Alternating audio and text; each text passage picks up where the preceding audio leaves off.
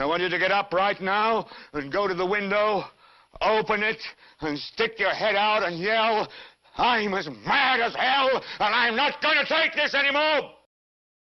Welcome back to Thinking Critical. This is Wes, and today with me is a good friend of the channel, fellow YouTuber, a comic aficionado in his own right, the Joe Rogan of our comic book YouTube, Ash on Comics. What's up, buddy?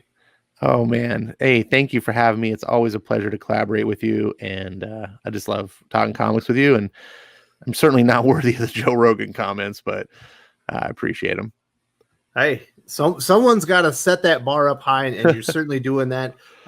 You have a great channel. There will be a link to Ash's channel in the video description. There will be one in the end screens, and there probably will be one right about now. If you want to go check out his channel, maybe subscribe.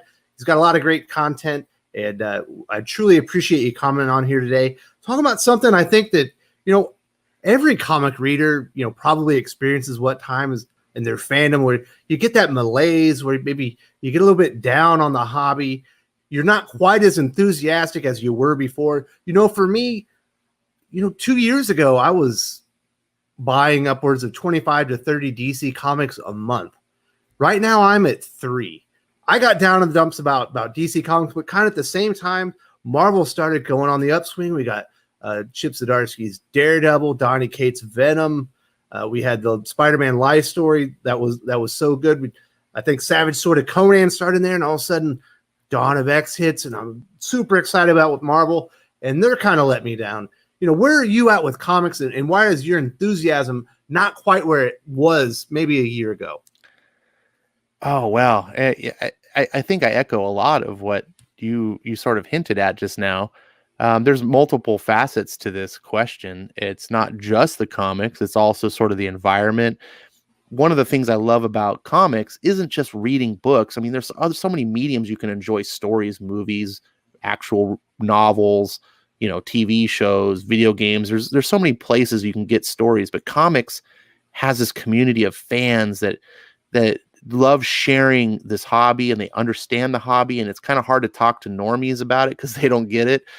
And I was really getting into that, and that's what prompted me eventually to start my YouTube channel, because I was like, I just wanted outreach.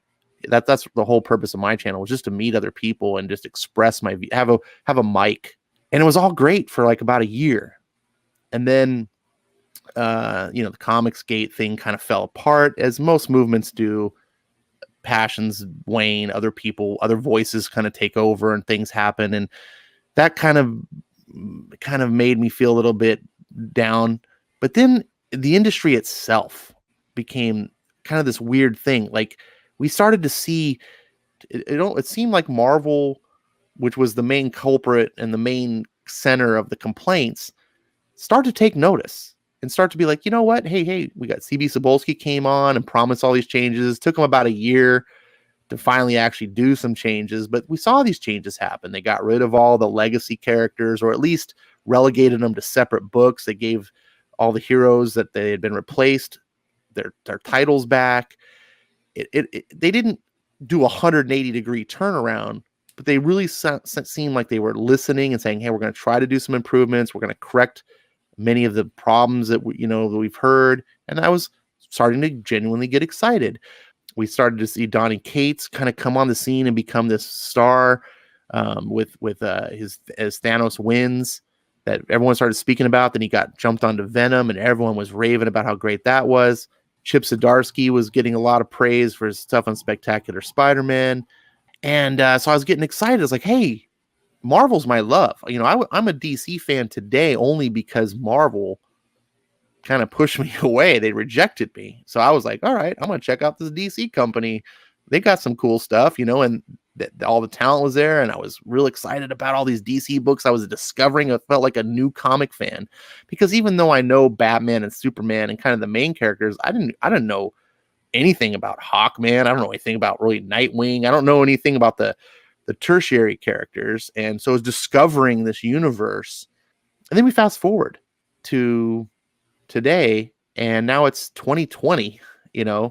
DC's kind of doing some of the things you talk about with this Year of the Villain. It's overplayed. I didn't mind Year of the Villain, and you remember, you and I had some good discussions about, I was a proponent of it. You it's way too long and drawn out. It's never Don't ending. really want to read about villains like all the time. I don't want it dominating the entire lineup of comics. And then like you hit the nail on the head.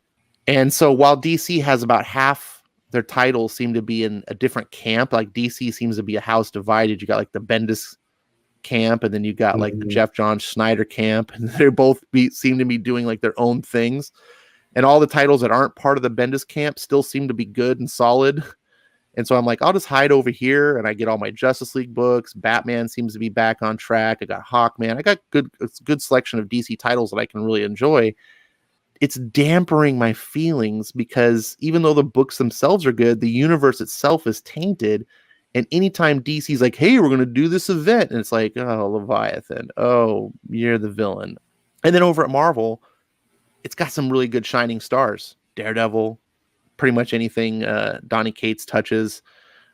Really bright, shining stars. I know people were loving Immortal Hulk for a while, even though I'm not a big Hulk fan myself, but I get it. You know, it's like, yes. And then who can forget House of X and Powers of X? That was phenomenal. And then Dawn of X started falling off the rails and really disappointing me. Not so much. I knew some of the titles that were going to be the non-Hickman. You know, I knew Teenie Howard was probably not going to impress me, but I didn't expect Hickman to not impress me, and that's what sold me over there. And so that kind of stunk. And then, you know, Donny Cates is, you know, they pulled him off as Guardians of the Galaxy to do Thor, which I'm excited because I love Thor, and I didn't like what Jason Aaron was doing. But now we get Al Ewing on the Guardian. It's like, so I lose my Guardians. I always have to lose something to gain something at Marvel. And that's kind of, it's bothering me. Like, I don't want to have to lose my favorite things to get something new that I like. I think they should build, not take one step forward, one step back every time. You know, another thing that happened for me personally was, you know, along the way, you know, Valiant Comics from 2012, 2017 is my favorite publisher. It's my favorite comic book universe. I thought it dwarfed DC and Marvel both as far as quality, but the quantity wasn't there. So I was reading more DC books, but Valiant, that was my sweet spot. And then of course the owners sold it to a Chinese entertainment venture because they had the upcoming Bloodshot movie coming out.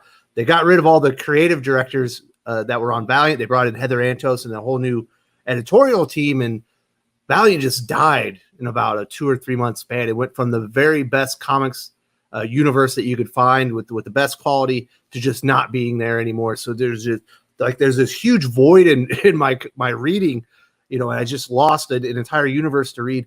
Yeah, no, and you made a great point about Valiant.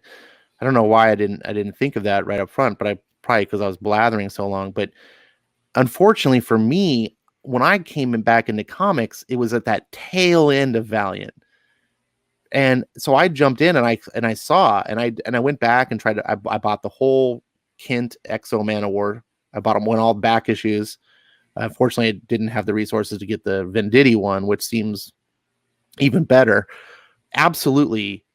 If I was in your shoes for that 5-year period, the quality of these books are phenomenal with the art and the writing. It's unbelievable. I think that's where Clay Mann was before he was discovered. He was on Exactly. Valiant Comics illustrating Exo Manowar. Yeah. Along with Perry Nord and Tomas Giorello. Like the art was just as good as you'd find in DC Comics. Yeah, you pick up or I forget the artist. I don't remember his name off the top of my head, but the guy who was doing the Kent Exo Man of War series. It was Tomas Giorello to begin with, and then it was Doug Braithwaite. Then it was, I can't remember who the next artist, but those were the main artists when his Exo Man of War started. So I'm sitting here reading these books, and I'm like, how is Valiant doing writing and art, and as well as the production value? Like, those comics were really well put together. You felt like quality publishing. I was like, how are they doing this better than the big two? And no one is noticing. And I'm with you on the independents. I've embraced quite a few independents, and Image Comics has got some good creators doing some good sci-fi stuff. You know me, I'm always promoting Oblivion Song and like Ascender and some other stuff. And that's great. I love these books. And Ascender is like really my favorite comic to read every month. But true to my heart is Capes. Like, the reason I bought into comics as a kid, The reason I have that passion today is my Marvel universe. Those are my boys. I've grown a love for DC as well. And I love that open world, or the shared universe of these two companies that they have. I just want that shared. I want a multiverse of superheroes that I can get into. Yeah, that's one of my problems, with DC Comics. It feels like they're going so far down the Marvel route. Right now we've been in Year of the Villain, it feels like, for 8 months now. Oh, yeah. That's going to lead right into Death Metal, the sequel to Dark Knight's Metal, which I am excited for. I like Snyder. I love Capullo. I think that they're going to have a wonderful event series. That's going to lead to a convergence like thing. And then we're going into 5G. And it's like, okay, so we're going to have a year and a half full of events nonstop. And then you go over to Marvel Comics and their predatory practices, the stuff they do to their customers, I'm starting to take it personal. $8 for Wolverine #1. I don't care that it's a double size issue. Why is it $8? Just make it 2 issues and release it, over 2 months. They're trying to take advantage of me because I want to read that comic, and it's starting to feel dirty. I don't enjoy, like, I'm going to read the comic, but I'm going to be pissed off about it because I know what they're doing is wrong, and they're taking advantage of me because they think they can. And it adds a level of griminess, and it takes away a whole level of enjoyment to being part of the hobby is because of all the stuff that Marvel's doing. It's slowly trickling over to DC Comics. It's nonstop events. It's fucking 50 billion tie-ins to everything. And just stop. Just give me some stories that I want to read and eventually tie it together once you've built up and earned it. They don't want to earn anything. They just want the short, quick buck over and over and over. And it becomes frustrating. Yeah, that's exactly. You put it so much more eloquently than me. And I want to love it. And that's the thing. I feel like I'm taken advantage of. This happened with House of X and Powers of X, and I did eventually buy the book, but I didn't want to originally. And this Wolverine book is coming out, and I don't want to buy it. But then part of me is like, well, Wolverine's like one of my favorite characters, and I want it to be good, and I don't want to miss out. So what do I do? And then if I buy it, I'm going to be pissed off at myself, especially if it's not all that. I took a swing with the Absolute Carnage, that $8 first issue, and I was like, don't do it. And then I was like, I got to get it. And it was a great issue. It was a great issue, but it was expensive. I want to spend $25 or less a week. And if you can trickle it out, I can afford to buy all my favorite comics. If Dawn of X was all great, I'd be looking forward to what they got 6 books now. They're going to up it to 10, potentially 12. It's bi-weekly. Then you start adding these double priced issues. Like, I can't, even if it's good. Hit on a couple of things. I can deal with the politics and the propaganda in comics. I just won't read those. I can deal with the creators being shitheads. If you become too much of an asshole, I will avoid you, and I won't buy your comic.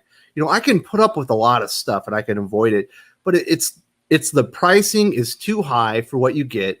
And then the other thing that compounds the pricing issue, which I think is the worst part, it's the deconstructed storytelling where everything is 4 to 8 issues for a single story. 8 issues at $4 a pop is $32 for one story. How much is a movie nowadays? Like, you're in California, is it $12, maybe a little bit more? Oh yeah, more. Like $14 is about. $14 for a freaking movie, but it cost me $32 to read a comic story. Think about this. You can go buy seasons of your favorite television show for usually like $25, sometimes less, depending on what the show is. It's tough. It's really tough to justify sometimes. And I agree that decompression, I love a good long story arc. Don't get me wrong, but do it with Chris Claremont used to story. tell stories over 80 issues. Yeah. But you got a story in your comic book. Yeah. And that's what a lot of these books feel like. Brian Edward Hill is really good at it, but you have all these people that they're not good. That shouldn't be the norm. It shouldn't be that much, especially when you look at it. Like, you can get a streaming package of Netflix, of Amazon Prime, and Hulu for less than that, and look at the amount of access you have to all these shows, and you get comic book content, you know, in that as well. It's insanity that they expect you to pay for that for a full story. And who wants to read a story for 8 months just to get to the end? You know what?